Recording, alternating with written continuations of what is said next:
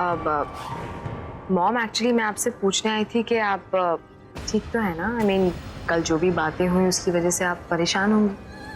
अब हाँ, परेशान तो थी, पर एक बात का एहसास जरूर हो गया मुझे। किस बात का मॉम? यही कि इस घर में किसी पर भी भरोसा नहीं किया जा सकता। बस एक तुम ही हो जिस पे मैं भरोसा कर सकती हूँ। ये अचानक से मॉम को क्या हो गया है? ये तो पूरी मेरी लैंग्वेज बोल रही है। ओह गॉड, बस अब ये जो चेंज हुआ है ना, ये कभी चेंज ना हो। अब कुछ कहा तुमने? नहीं मॉम, मैं तो बस यही कहना चाह रही थी कि आप जो भी सोच रही हैं ना, बिल्कुल सही सोच रही हैं, क्योंकि मैं हमेशा से आप ही की तो साइड हूँ। जब आपने मुझे थप्पड़ मारा था तभी मैंने कोई शिकायत नहीं की, जबकि मेरी कोई गलती भी नहीं थी। वो तो मानवी हम दोनों को एक दूसरे से दूर करना चाह रही थी, इसीलिए, क्योंकि वो आपके करीब आना चाहती थी। I am telling you mom, ये लड़की बहुत ज्यादा स्मार्ट है। ओह, यानी ये इतने भी एक दूसरे के नहीं जितने बनते।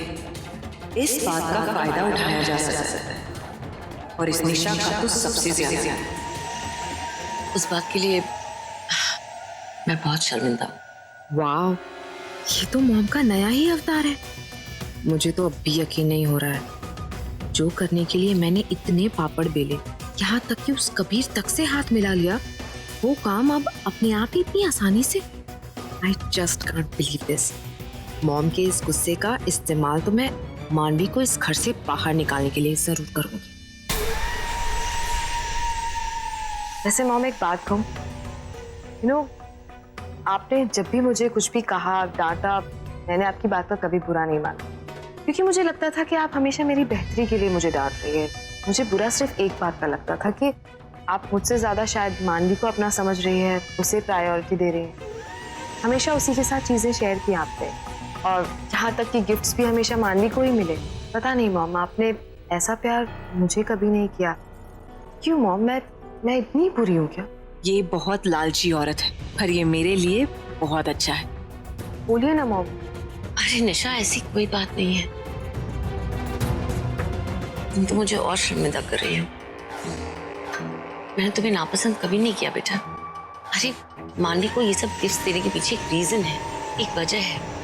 तुम तो जानती हो किस बैकग्राउंड से आते हैं, कौन से क्लास से बिलोंग करते हैं। जब घर आई थी तो खाली हाथ आई थी। अब सबरवार की बहू है तो भिखारियों की तरह तो नहीं घूम सकती ना, इसीलिए। ट्रू। खैर ये सब बातें छोड़ो ना। तुम एक minute, let me C.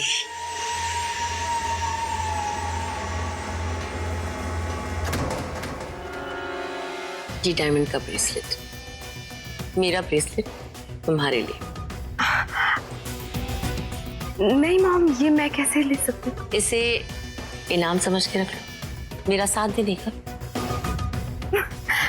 Thank you so much mom, it's really pretty.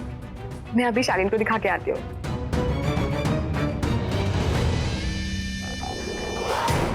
कितनी बेवकूफ है ये। इन लोगों पे वो हावी होना और इनके दिमाग से खेलना तो बहुत आसान है।